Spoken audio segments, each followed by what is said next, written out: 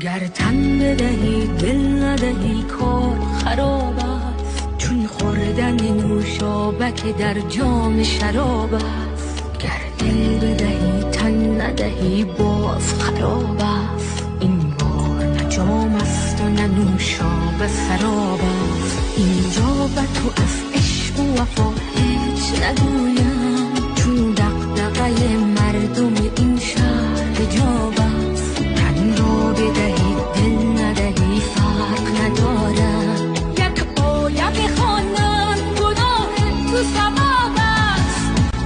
خریدن تنت را و بریدن کفنت را و یک آیه و چند